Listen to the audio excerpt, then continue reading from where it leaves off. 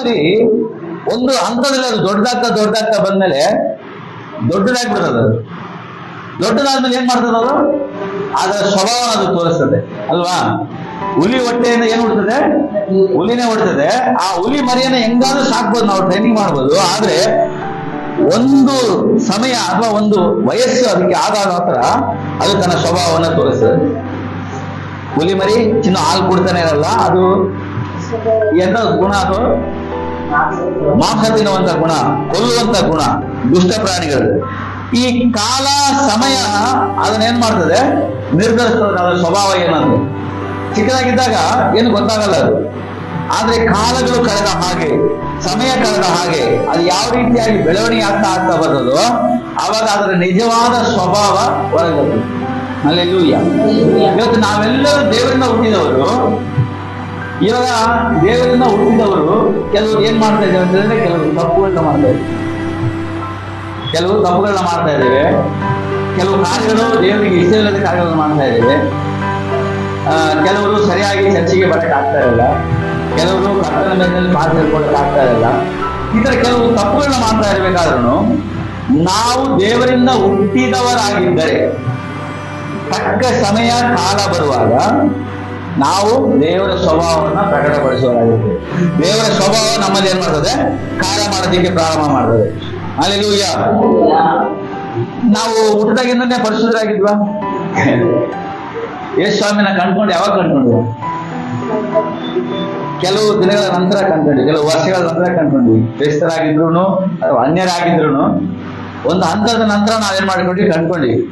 ಕಂಡ್ಕೊಂಡ ನಂತರ ಏನಾಗಿದ್ದೀವಿ? ಕ್ರಿಸ್ತನಲ್ಲಿ ನಾವು ಹುಟ್ಟಿದ್ದೇವೆ.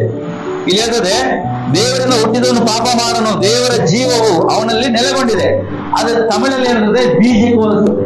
ದೇವರ ಜೀವ ಅವನಲ್ಲಿ ನೆಲೆಗೊಂಡಿದೆ, ಅದು ಬೀಜಕ್ಕೆ ಹೋಲಿಸ್ತದೆ. ಆ ಬೀಜ ಏನೈತೆ? ಅವನಲ್ಲಿ ನೆಲೆಗೊಂಡಿದೆ. ಇವಾಗ ಬೀಜಕ್ಕೆ ಏನಿಲ್ಲ, ಇನ್ನು ಸ್ವರೂಪ ಇಲ್ಲ. ಆ ಬೀಜವಾಗೈತೆ. ಆದ್ರೆ ಕೆಲವು ಸಮಯ ಕಾಲಗಳು ಬಿಟ್ಟ ಹಾಗೆ ಅದೇನಾಗ್ತದೆ? ಬೇರು ಬಿಟ್ಟು ಚಿಗುರೊಡೆದು ಬೆಳೆದು ಅದರ ಸ್ವಭಾವವನ್ನು ತೋರಿಸ್ತದೆ. ಯಾರೆಲ್ಲ ಯೇಸು ಕ್ರಿಸ್ತನ ಸ್ವಂತ ರಕ್ಷಕನ ಅಂಗೀಕರಿಸಿಕೊಂಡಿದ್ದಾರೋ ಅವರಲ್ಲಿ ಕ್ರಿಸ್ತನ ಜೀವನ ಇದೆ. ಹಲ್ಲೆಲೂಯಾ. ಇವಾಗ ನಮ್ಮ ಪರಿಸ್ಥಿತಿ ಇರ್ಬೋದು, ಕಷ್ಟ ಇರ್ಬೋದು, ಕಣ್ಣೀರಿರ್ಬೋದು, ಹೋರಾಟ ಇರ್ಬೋದು. ಆದ್ರೆ ಒಂದು ಹಂತಕ್ಕೆ ಬರುವವರಿಗೆ ಮಾತ್ರ ನನ್ನ ಕುರಿತಾಗಿ ನನಗೆ ಸರಿಯಾದ ತಿಳುವಳಿಕೆ ಇದ್ಬಿಟ್ಟು, ನಾನು ಯಾವ ತಿಳುವಳಿಕೆ ನಮಗೆ ಇದ್ಬಿಟ್ಟು ಅಂತ ಹೇಳಿದ್ರೆ ನಾವೇನ್ ಮಾಡ್ತೇವೆ? ಪಾಪವನ್ನು ಜಯಿಸ್ತೇವೆ, ಲೋಕವನ್ನು ಜಯಿಸ್ತೇವೆ. ಹಲ್ಲೆಲೂಯಾ. ಅದಕ್ಕೆ ಹೇಳ್ತದೆ ಕಾಲ, ಸಮಯ, ವರ್ಷಗಳು ಅದನ್ನು ನಿರ್ಧಾರ ಮಾಡ್ತದೆ. ಅದಕ್ಕೆ ಹೇಳ್ತದೆ ನಾವು ಪವಿತ್ರಾತ್ಮನಿಂದ ಪುನರ್ಜನ್ಮ ಹೊಂದಿದವರಾಗಿದ್ದೇವೆ ಅಂತ. ಏನಂತೆ? ಪವಿತ್ರಾತ್ಮನಿಂದ ಪುನರ್ಜನ್ಮ ಹೊಂದಿದ್ದೇವೆ. ನಾವುಗಳು ನೀವುಗಳು ದೇವರ ಸ್ವರೂಪದಲ್ಲಿ ಸೃಷ್ಟಿ ಮಾಡಲ್ಪಟ್ಟವರು. ಇವಾಗ ನಾನ್ ಮಾತ್ರನ ಅಥವಾ ಯೇಸುಸ್ವಾಮಿ ಅರಿದೇ ಇರುವಂತ ಜನಗಳು ಎಲ್ಲರೂ ದೇವರ ಸ್ವರೂಪದಲ್ಲೇ ಸೃಷ್ಟಿ ಮಾಡಲ್ಪಟ್ಟವ್ರೆ. ಹಲ್ಲೆಲೂಯಾ. ದೇವರ ಸ್ವರೂಪ ಎಂತದಂತ ಹೇಳಿದ್ರೆ ಸೃಷ್ಟಿಸುವಂತ ಸ್ವರೂಪ.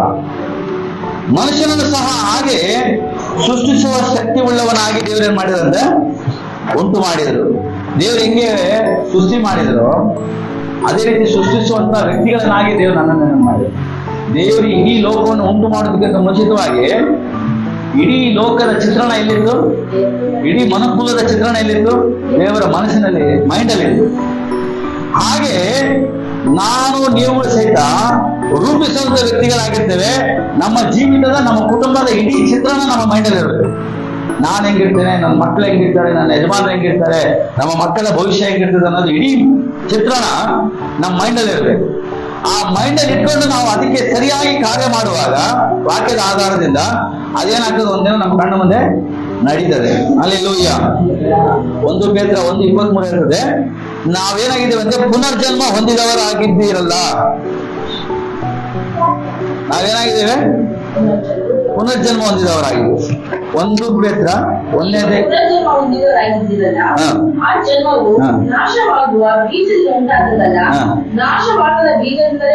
ನೋಡ್ರಿ, ಇಲ್ಲಿ ಕರೆಕ್ಟಾಗಿ ಹೇಳ್ತಾರೆ ಅಂದ್ರೆ ನೀವು ಪುನರ್ಜನ್ಮ ಹೊಂದಿದವರಾಗಿದ್ದೀರಿ.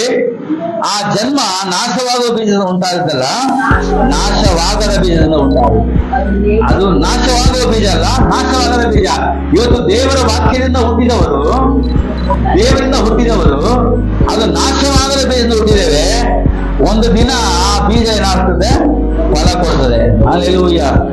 ಅನೇಕ ಜನ ಏನಾಗ್ತದೆ ಅಂತ ಹೇಳಿದ್ರೆ, ನಾನ್ ಸರಿ ಇಲ್ಲ, ನಾನು ಇನ್ನೂ ಹಂಗಿದ್ದೀನಿ ಹಿಂಗಿದ್ದೀನಿ ಅಂತ ಜೀವಿಸ್ತಾ ಇದ್ದೀನಿ ಅಂತೇಳಿ ಯೋಚನೆ ಮಾಡ್ತಾರೆ. ಹಲ್ಲೆಲೂಯಾ. ಯಾರು ದೇವರ ಸನ್ನಿಧಾನದಲ್ಲಿ ಪರಿಶುದ್ಧರಾಗಿ ಬರ್ಲಿಕ್ಕೆ ಸಾಧ್ಯನೇ ಇಲ್ಲ. ದೇವರ ವಾಕ್ಯವನ್ನ ಕೇಳ್ತಾ ಕೇಳ್ತಾ ಕೇಳ್ತಾನೆ ಆ ವಾಕ್ಯ ನಮ್ಮನ್ನ ಏನ್ ಮಾಡ್ತದೆ? ಪರಿಶುದ್ಧರನ್ನಾಗಿ ಮಾಡ್ತದೆ, ನಮ್ಮನ್ನ ತೊಳೆದು ಶುದ್ಧೀಕರಿಸ್ತದೆ. ಅದಕ್ಕೆ ನಾವು ಎಲ್ಲ ಬೀಜದಿಂದ ಹುಟ್ಟಿದವರು ನಾಶವಾಗದ ಬೀಜದಿಂದ ಹುಟ್ಟಿದವರು. ಇನ್ನೊಂದು ಕಡೆ ಹೇಳ್ತಾನೆ ಯೋಹಾನ 1:13, ಇವರು ರಕ್ತ ಸಂಬಂಧದಿಂದ ಆಗಲಿ, ಕಾಮದಿಂದ ಆಗಲಿ, ಪುರುಷ ಸಂಕಲ್ಪದಿಂದ ಆಗಲಿ ಹುಟ್ಟಿದವರಲ್ಲ, ದೇವರಿಂದಲೇ ಹುಟ್ಟಿದವರು. ಹಲ್ಲೆಲೂಯಾ. ನಮ್ಮ ಅಪ್ಪ ಅಮ್ಮ ಯಾರು ಇರುವುದು, ಅವರ ಅಪ್ಪ ಅಮ್ಮ ಯಾರೇ ಇರ್ಬೋದು, ಆದ್ರೆ ಇಲ್ಲಿ ಏನಾಗ್ತದೆ ವಾಕ್ಯ, ಇವರು ದೇವರಿಂದಲೇ ಹುಟ್ಟಿದವರು. ಯಾರು ದೇವರ ವಾಕ್ಯವನ್ನ ಕೇಳಿ ದೇವರ ವಾಕ್ಯಕ್ಕೆ ವಿಧೇಯರಾಗಿ ಜೀವಿಸ್ತಾರೋ ಅವರಲ್ಲಿ ಏನಾಗ್ತದೆ? ಒಂದು ಹೊಸ ಹುಟ್ಟುವಿಕೆ ಉಂಟಾಗ್ತದೆ, ಒಂದು ಹೊಸ ಜನ್ಮ ಉಂಟಾಗ್ತದೆ. ನಾವು ದೀಕ್ಷಾಸ್ನಾನ ತೆಗೆದುಕೊಳ್ಳುವಾಗ ಹೊಸ ಹುಟ್ಟು ಉಂಟಾಗ್ತದೆ, ಪರಿಶುದ್ಧಾತ್ಮನಿಂದ ನಾವು ಉಂಟಲ್ಪಡ್ತೇವೆ. ಅದು ನಾಶವಾಗದ ಬೀಜದಿಂದ ನಾವು ಉಂಟಾಗಲ್ಪಡ್ತೇವೆ. ಯಾಕೋಬ 1:23-24 ಬಂದೋದ್ರೆ, ಯಾಕೋಬ 1:23-24. ಯಾವನಾದರೂ ವಾಕ್ಯವನ್ನು ಕೇಳುವನಾದರೂ ಅದರ ಪ್ರಕಾರ ನಡೆಯದಿದ್ದರೆ ಅವನು ಕನ್ನಡಿಯಲ್ಲಿ ತನ್ನ ಹುಟ್ಟು ಮುಖವನ್ನ ನೋಡಿದ ಮನುಷ್ಯನಂತಿರುವನು. ಇವನು ತನ್ನನ್ನು ನೋಡಿಕೊಂಡು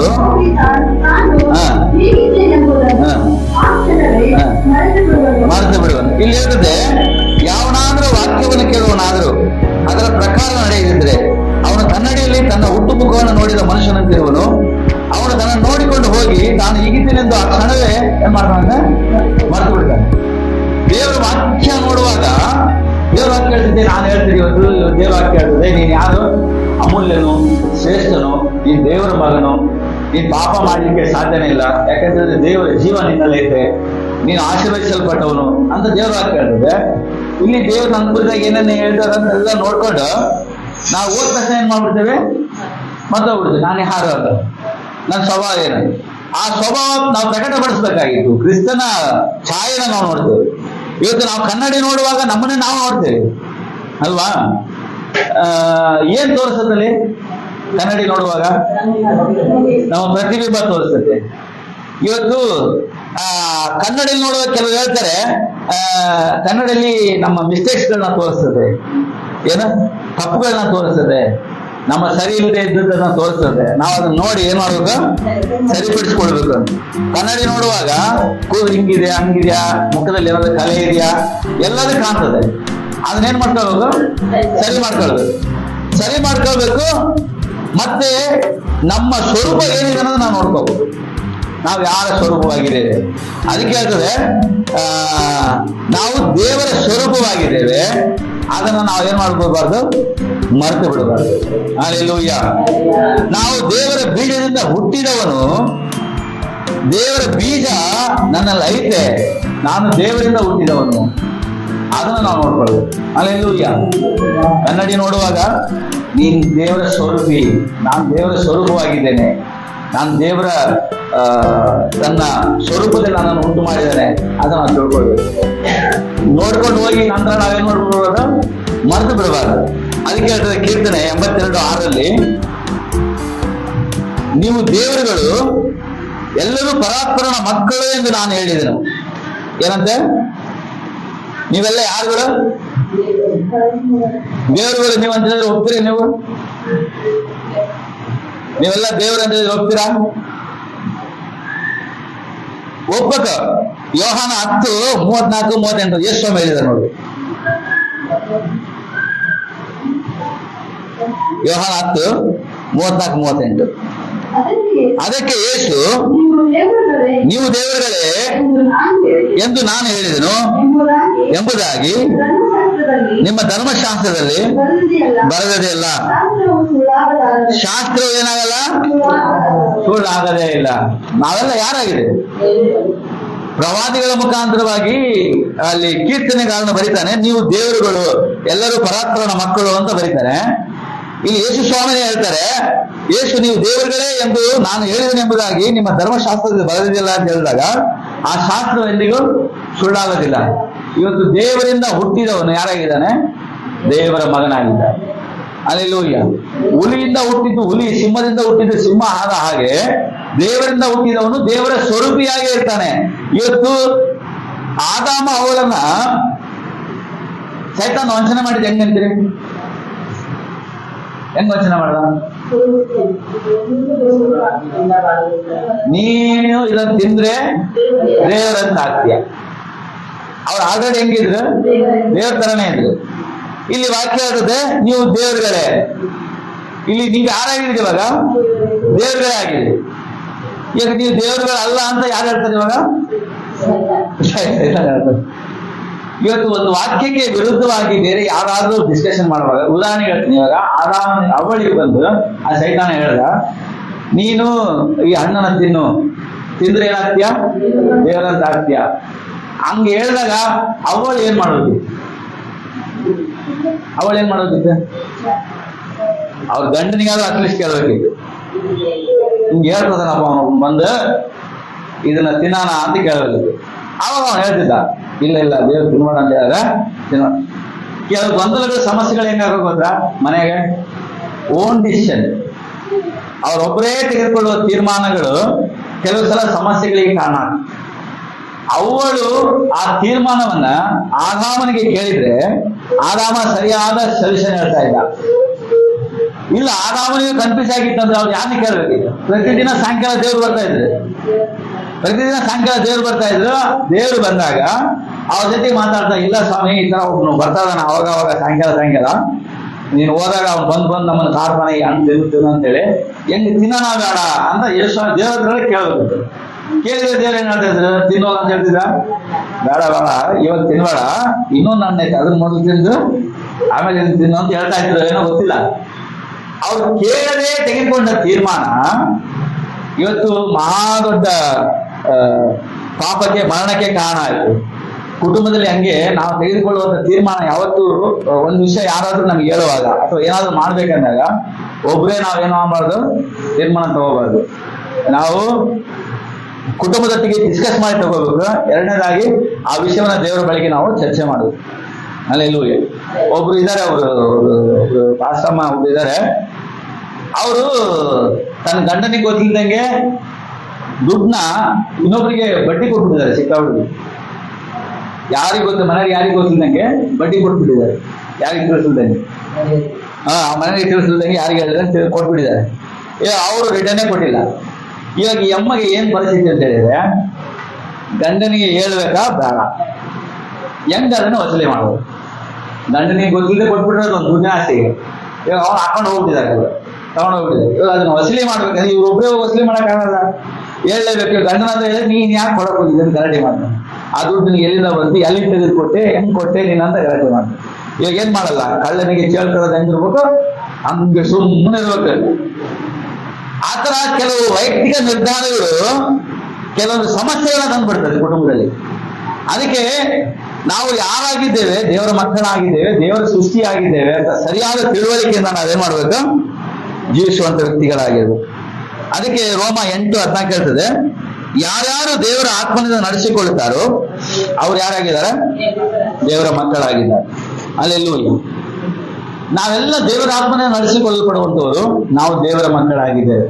ನನಗೆ ನಿನಗೆ ವಿರೋಧವಾಗಿ ಸೈತಾನನು ಏನೇ ಪ್ಲಾನ್ ಮಾಡಿದ್ರು, ಏನೇ ಯೋಜನೆಗಳನ್ನು ರೂಪಿಸಿದ್ರು, ಇವತ್ತು ನೀನು ದೇವರೊಂದಿಗೆ ಒಂದು ಉತ್ತಮ ಸಂಬಂಧ ಇಟ್ಕೊಂಡು ದೇವರ ಜೊತೆ ಅನ್ಯೋನ್ಯತೆಯಲ್ಲಿ ಇಟ್ಕೊಂಡಿರುವಾಗಾದ್ರೆ ಸೈತಾನ್ ನಮ್ಮನ್ನ ಏನು ಮಾಡಕ್ಕಾಗಲ್ಲ, ಜಯಿಸಲಿಕ್ಕೆ ಸಾಧ್ಯನೇ ಇಲ್ಲ. ನೋಡಿ, ಈಗ ನಾವು ಕಾಣುವಂತ ಅನೇಕ ಕಾರ್ಯಗಳು ಮನುಷ್ಯನಿಂದ ಸೃಷ್ಟಿಸಲ್ಪಟ್ಟು, ಮನುಷ್ಯನಿಗೆ ಸೃಷ್ಟಿಸುವಂತ ಜ್ಞಾನವನ್ನು ದೇವರು ಕೊಟ್ಟಿದೆ. ದೇವ್ರ ಮಹಾಜ್ಞಾನಿ ಅಂತ ಹೆಸರನ್ನು ಅಂತೀವಿ.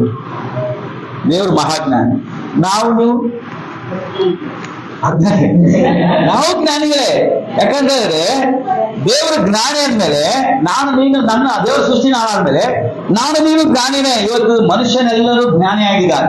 ಇವತ್ತು ನೋಡ್ರಿ, ದೇವರು ಉಂಟು ಮಾಡಿದಾಗ ಏದೇನ್ ತೋಟವನ್ನು ಮಾತ್ರ ಉಂಟು ಮಾಡಿದ ಅಂತ ಕೇಳ್ತಾರೆ ಕೆಲವರು. ಆ ಏದೇನ್ ತೋಟವನ್ನು ಎಸ್ಟಾಬ್ಲಿಷ್ ಮಾಡಿದ್ದು, ಪ್ರಪಂಚದಾದ್ಯಂತ ಭೂಮಿ ಆದ್ಯಂತ ಹರಡುವಂತೆ ಮಾಡಿದ್ಯಾರು? ಆದಾಮನು. ಅವನು ಹೊಲವನ್ನ ಬಿತ್ತು ಮಾಡಿ ಎಲ್ಲ ಮಾಡೋಕೆ ಪ್ರಾರಂಭ ಮಾಡಿದ. ಅವನೇನ್ ಮಾಡಿದ? ರೂಪಿಸಿದ. ಇವತ್ತು ನೋಡ್ರಿ, ಪಿರಮಿಡ್ ಕಟ್ಟಿದ್ರಲ್ಲ, ಈ ಪಿರಮಿಡ್ಗಿಂತ ಹಿಂದೆ ಹೋದ್ರೆ ನೋಹ ಹಡಗನ್ನು ಕಟ್ಟಿದ್ನಲ್ಲ, ಆ ಹಡಗನ್ನು ಕಟ್ಟೋದಕ್ಕೆ ಜ್ಞಾನ ಯಾರು ಕೊಟ್ಟಿರೋದು? ದೇವರೇ ಕೊಟ್ಟರು ಅವನಿಗೆ ಜ್ಞಾನ. ನೀನ್ ಹಿಂಗೆ ಮಾಡ್ಬೇಕು, ಹಿಂಗೆ ಮಾಡ್ಬೇಕಂತ. ಹಂಗೆ ಹಳೆ ಕಾಲದಲ್ಲಿ ನೋಡ್ರಿ ಬಹಳ ಜನ ಇದ್ದಾರೆ ಮಹಾಜ್ಞಾನಿಗಳು. ಅವ್ರು ಕಟ್ಟಿದಂತ ಶಿಲ್ಪಕಲೆಗಳಾಗಿರ್ಬೋದು, ಕಟ್ಟಡಗಳಾಗಿರ್ಬೋದು, ಇವಾಗ ಇವರು ಸಹಿತ ಮಿಷನರಿ ಇಟ್ಕೊಂಡು ಕಟ್ಟಕ್ಕೆ ಆಗದಿರುವಂತ ಪರಿಸ್ಥಿತಿ. ಅಷ್ಟೊಂದು ಜ್ಞಾನವನ್ನ ದೇವರು ಏನ್ ಮಾಡಿದ್ದಾರೆ, ಕೊಟ್ಟಿದ್ದಾರೆ. ಇಲ್ಲಿ ನೋಡ್ರಿ, ಅದರಲ್ಲಿ ಒಬ್ಬ ವ್ಯಕ್ತಿ ನೋಡ್ಬೇಕಾದ್ರೆ ವಿಮೋಚನೆ ಕಾಂಡ 35ನೇ ಅಧ್ಯಾಯ 30-35 ವಚನ ನೋಡಿ. ಅಲ್ಲಿ ಬೆಚಲೇಲ ಎಂಬ ಒಬ್ಬ ವ್ಯಕ್ತಿ ಬರ್ತಾನೆ. ಚೌಕಟ್ಟುಗಳು ಮತ್ತು ಪ್ರತಿಯೊಂದು ಚೌಕಟ್ಟಿಗೆ 2 ಬೆಳ್ಳಿಯ ಗದಿಗೆ ಕಲ್ಲುಗಳು ಮತ್ತು 14 ಗದಿಗೆ ಕಲ್ಲುಗಳು ಇದ್ದವು. ಜಾಲಿ ಮರದಿಂದ ಅಗಲಿಗಳು. ಅಕ್ಕ 30-35 35ನೇ ಅಧ್ಯಾಯ 30-35. ವಿಚಿತ್ರವಾಗಿ ನಯವಾದ ಕೆಲಸಗಳನ್ನು ಕಲ್ಪಿಸುವುದಕ್ಕೂ, ಚಿನ್ನ ಬೆಳ್ಳಿ ತಾಮ್ರಗಳಿಂದ ಕೆಲಸ ನಡೆಸುವುದಕ್ಕೂ, ರತ್ನಗಳನ್ನು ಕೆತ್ತುವುದಕ್ಕೂ, ಮರದಲ್ಲಿ ವಿಚಿತ್ರವಾಗಿ ಕೆತ್ತನೆ ಕೆಲಸವನ್ನು ಮಾಡುವುದಕ್ಕೂ, ಬೇರೆ ಸಕಲ ವಿಧವಾದ ಸುಂದರವಾದ ಕೆಲಸವನ್ನು ಮಾಡುವುದಕ್ಕೂ ಯೆಹೋವನು ಋತು ಕುಲದವನಾದ ಓರನ ಮೊಮ್ಮಗನು ಊರಿಯ ಮಗನು ಆಗಿರುವ ಬೆಚಲೇಲನೆಂಬನನ್ನು ಗೊತ್ತಾಗಿ ನೇಮಿಸಿ ಅವನಿಗೆ ವಿಜ್ಞಾನವನ್ನು ಕೊಟ್ಟು ಬೇಕಾದ ಜ್ಞಾನ ವಿವೇಕಗಳನ್ನು ಸಕಲ ಶಿಲ್ಪಶಾಸ್ತ್ರ ಜ್ಞಾನವನ್ನು ಅನುಗ್ರಹಿಸಿದ್ದಾನೆ. ನೋಡಿ, ಅತ್ಯದ್ಭುತವಾದಂತಹ ಶಿಲ್ಪ ಜ್ಞಾನವನ್ನ, ಎಲ್ಲಾ ಕಲೆಗಳನ್ನ ಮಾಡುವಂತ ಜ್ಞಾನವನ್ನ ಯಾರು ಕೊಟ್ಟರು? ದೇವರೇ ಒದಗಿಸಿಕೊಟ್ಟದ್ದು. ಯಾರಿಗೆ? ಬೆಚಲೇಲನಿಗೆ. ಇವತ್ತು ದೇವರು ನನಗೆ ನಿನಗೆ ಮಹಾಜ್ಞಾನವನ್ನು ಕೊಡ್ತಾನೆ. ಯಾವುದೇ ಕಾರ್ಯದ ಕುರಿತಾಗಿ ಒಂದ್ ವೇಳೆ ಏನ್ ಮಾಡ್ಬೇಕಂತ ಹೆಂಗ್ ಮಾಡ್ಬೇಕಂತ ಗೊತ್ತಿಲ್ಲದೆ ಹೋದಾಗ ನೀವು ದೇವ್ರ ಸಂಧಾನದಲ್ಲಿ ಕೂತ್ಕೊಂಡು ಕೇಳುವಾಗ ದೇವರು ಮಹಾಜ್ಞಾನವನ್ನು ಕೊಟ್ಟು ನಡೆಸ್ತಾನೆ. ಹೆಂಗೆ ಮಾಡ್ಬೇಕನ್ನ ದೇವರು ತಿಳಿಸ್ತಾನೆ. ಹಲ್ಲೆಲೂಯಾ. ಇಲ್ಲಿ ದೇವರು ಮನುಷ್ಯನಿಗೆ ಉಂಟು ಮಾಡಿ ಹಂಗೆ ಬೀಳಲಿಲ್ಲ, ಮನುಷ್ಯನಿಗೆ ಬೇಕಾದ ಎಲ್ಲವನ್ನು ಕೊಟ್ಟು ಜ್ಞಾನವನ್ನು ಕೊಟ್ಟು ನಡೆಸಿದರು. ಇವತ್ತು ನಾವು ನೀನು ಏನಾಗಿದ್ದೇವೆ? ಜ್ಞಾನಿಗಳಾಗಿದ್ದೇವೆ. ಆದ್ರೆ ನಾವ್ ಹೆಂಗ್ ನಡ್ಕೊಂತೇವೆ ಅಂದ್ರೆ ಅಜ್ಞಾನಿಗಳ ತರ ನಡ್ತೇವೆ. ನಾನು ನೀನು ಏನಾಗಿದೆ ಅಂದ್ರೆ ದೇವರ ಮಕ್ಕಳಾಗಿದ್ದೀವಿ, ದೇವರ ಮಗನಾಗಿದ್ದೀವಿ. ನಾವ್ ಹೆಂಗ್ ನೋಡ್ಕೊಳ್ತೇವೆ ಅಂತ ಹೇಳಿದ್ರೆ, ನಾವ್ ಯಾರೋ ದೇವರಿಗೆ ನಮ್ಗೆ ಸಂಬಂಧ ಇಲ್ಲ ಅನ್ನೋ ರೀತಿ ನಡ್ಕೊಳ್ತೇವೆ. ಹಲ್ಲೆಲೂಯಾ. ಇವತ್ತು ನೀವು ತಿಳ್ಕೊಳ್ರಿ, ನಾನು ಯಾರಾಗಿದ್ದೇನೆ? ದೇವರ ಸ್ವರೂಪ. ದೇವರ ಸ್ವರೂಪ ಆಗಿದ್ದೇನೆ, ದೇವರಿಂದ ಹುಟ್ಟಿದವನಾಗಿದ್ದೇನೆ. ದೇವರ ಜೀವ ನನ್ನಲ್ಲಿ ಏನಾಗಿದೆ? ನೆಲೆಗೊಂಡಿದೆ. ಇವಾಗ ನನ್ನ ಪರಿಸ್ಥಿತಿ ಹೆಂಗೆ ಇರ್ಬೋದು, ಆದ್ರೆ ಕಾಲ ಸಮಯ ನಾನು ಯಾರನ್ನೋದನ್ನ ಏನ್ ಮಾಡ್ತದೆ? ತೋರಿಸಿಕೊಡ್ತದೆ. ಇವತ್ತು ದೇವರ ಪ್ರಾಣವುಳ್ಳ ಹಸ್ತದಲ್ಲಿ ನಿಮ್ಮನ್ನು ಒಪ್ಪಿಸಿಕೊಡುವಾಗ ದೇವರು ತಕ್ಕ ಸಮಯದಲ್ಲಿ ಆತ ನನ್ನನ್ನೆಲ್ಲ ಬೆಳಕಿಗೆ ತರುವಂತವನಾಗಿದ್ದ. ಹಲ್ಲೆಲೂಯಾ. ಎಲ್ಲಾ ವಿಧವಾದ ಪರಿಸ್ಥಿತಿಗಳಿಂದ ಬಿಡುಗಡೆ ಮಾಡುವವನಾಗಿದೆ. ಈ ಪಾಪದಲ್ಲಿ ಬಿದ್ದು ಹೋದ ಮನುಷ್ಯ ಆದಾಮ ಅವ್ವ ದೇವರೊಂದಿಗೆ ಸರಿಯಾದ ಸಂಬಂಧ ಇಟ್ಕೊಂಡಿದ್ರೆ ಏನಾಗ್ಲಿಕ್ಕೆ ಸಾಧ್ಯ ಇದ್ದಿಲ್ಲ, ಅವರು ಬಿಟ್ಟು ಹೋಗ್ಲಿಕ್ಕೆ ಸಾಧ್ಯನೇ ಇದ್ದಿಲ್ಲ. ಎಲ್ಲಾ ವಿಷಯವನ್ನ ದೇವರೊಂದಿಗೆ ತರ್ಕ ಮಾಡುವಂತ ವ್ಯಕ್ತಿಗಳು ಅವರಾಗಿದ್ರೆ ಅವ್ರು ಏನ್ ಮಾಡಕ್ ಸಾಧ್ಯ ಇದ್ದಿಲ್ಲ, ಬಿದ್ದು ಹೋಗ್ಲಿಕ್ಕೆ ಸಾಧ್ಯ ಇಲ್ಲ. ಸ್ವಂತ ನಿರ್ಧಾರ, ಸ್ವಂತ ಯೋಜನೆ ರೂಪಿಸಿ ಮಾಡೋದೇ ಅನೇಕ ಸಮಸ್ಯೆಗಳಿಗೆ ಏನಾಗ್ತದೆ? ಕಾರಣವಾಗಿರ್ತದೆ. ಹಲ್ಲೆಲೂಯಾ. ನೋಡಿ, ರೋಮ 15:12 ನೋಡ್ಬೇಕಾರೆ, ರೋಮ 5ನೇ ಅಧ್ಯಾಯ 12ನೇ ವಚನ ನೋಡ್ಬೇಕಾರೆ, ಒಬ್ಬ ಮನುಷ್ಯನಿಂದಲೇ ಪಾಪವು, ಪಾಪದಿಂದ ಮರಣವು ಲೋಕದೊಳಗೆ ಸೇರಿದವು. ಎಲ್ಲರೂ ಪಾಪ ಮಾಡಿದ್ದರಿಂದ ಮರಣವು ಹೀಗೆ ಎಲ್ಲರಲ್ಲಿಯೂ ವ್ಯಾಪಿಸಿತು. ಇವತ್ತು ಒಬ್ಬನು ಪಾಪ ಮಾಡಿದ್ದರಿಂದ ಆ ಪಾಪದ ಫಲ ಏನಾಯ್ತು? ಎಲ್ಲರಲ್ಲಿ ಏನಾಯ್ತು? ವ್ಯಾಪಿಸಿತು. ಆದಾಮನು ಪಾಪ ಮಾಡಿದ್ರಿಂದ ಪಾಪದ ಪ್ರತಿಫಲವಾದ ಮರಣ ಎಲ್ಲರಲ್ಲಿ ಉಂಟಾತು. ಎಷ್ಟು ನಂಬ್ತೇವೆ? ಆದಾಮನು ಮಾಡಿದ ಪಾಪದಿಂದಲೇ ಇವತ್ತು ನಾವುಗಳು ಏನಾಗ್ತಾ ಇದ್ದೇವೆ? ಪಾಪಿಗಳಾಗಿದ್ದೇವೆ. ಇವಾಗ ಆದಾಮನು ಮಾಡಿದ ಪಾಪದಿಂದ ಅದು ತಲತಲಾಂತರಗಳಿಗೆ ಆ ಪಾಪ ನನ್ನನ್ನು ಆಳುವುದಾದ್ರೆ, ಒಬ್ಬನ ವಿಧೇಯತೆಯಿಂದ, ಯಾರ ವಿಧೇಯತೆ? ಯೇಸು ಕ್ರಿಸ್ತನ ವಿಧೇಯತೆಯಿಂದ, ಯೇಸು ಕ್ರಿಸ್ತನ ವಿಧೇಯತೆಯಿಂದ, ಯೇಸು ಕ್ರಿಸ್ತನು ಮಾಡಿದಂತ ಕಾರ್ಯದಿಂದ ನಾವೆಲ್ಲ ಏನಾಗಿದ್ದೇವೆ? ಪಾಪದಿಂದ ಬಿಡುಗಡೆ ಹೊಂದಿದ್ದೇವೆ. ಅದೇ ನೋಡ್ತೇವೆ, ಇಲ್ಲಿ ನೋಡ್ತೇವೆ, ಒಬ್ಬ ಮನುಷ್ಯನಿಂದಲೇ, ಅಂದ್ರೆ ಒಬ್ಬ ಅವಿಧೇಯತೆಯಿಂದಲೇ ಅಥವಾ ಅವನ ಸ್ವಾರ್ಥದಿಂದಲೇ ಪಾಪವು ಲೋಕದೊಳಗೆ ಸೇರಿದವು. ಎಲ್ಲರೂ ಪಾಪ ಮಾಡಿದ್ದರಿಂದ ಮರಣನಿಗೆ ಎಲ್ಲರಲ್ಲಿ ವ್ಯಾಪಿಸಿತು. ಆ ಮರಣದಿಂದ, ಪಾಪದಿಂದ ನನ್ನನ್ನು ಬಿಡುಗಡೆ ಮಾಡೋದಕ್ಕೋಸ್ಕರವಾಗಿ ಯೇಸು ಕ್ರಿಸ್ತನು ಮನುಷ್ಯನಾಗಿ ಜನಿಸಿ ಬಂದ. ಆತನು ಮನುಷ್ಯಾವತಾರ ತಾಳಿ ನನ್ನನ್ನ ಮಧ್ಯದಲ್ಲಿ ವಾಸ ಮಾಡಿದ. ಈ ಭೂಲೋಕದಲ್ಲಿ ವಾಸ ಮಾಡಿ ಆದಾಮನ ಮಾಡಿದಂತ ಪಾಪದಿಂದ ಯೇಸು ಕ್ರಿಸ್ತನು ಎಲ್ಲಾ ಪಾಪಗಳನ್ನು ಶುದ್ಧೀಕರಿಸಿ ನನ್ನನ್ನು ಏನ್ ಮಾಡಿದ್ರು? ಪರಿಶುದ್ಧರನ್ನಾಗಿ ಮಾಡಿದ್ರು. ಎಷ್ಟು ಜನ ನಂಬ್ತೀನಿ ನಾನು ಪರಿಶುದ್ಧನು? ಅಲ್ಲೆಲ್ಲೂಯ್ಯ. ನಾನು ಏನಾಗಿದ್ದೇನೆ? ಪರಿಶುದ್ಧನಾಗಿದ್ದೇನೆ. ನನ್ನಲ್ಲಿ ಇವಾಗ ಏನಿಲ್ಲ, ಪಾಪ ಇಲ್ಲ. ಒಂದ್ ವೇಳೆ ನೋಡೋರ್ ಕಣ್ಣಿಗೆ ಒಂದ್ ವೇಳೆ ನಾನು ಕೆಲವು ಬಲಹೀನತೆಯಲ್ಲಿ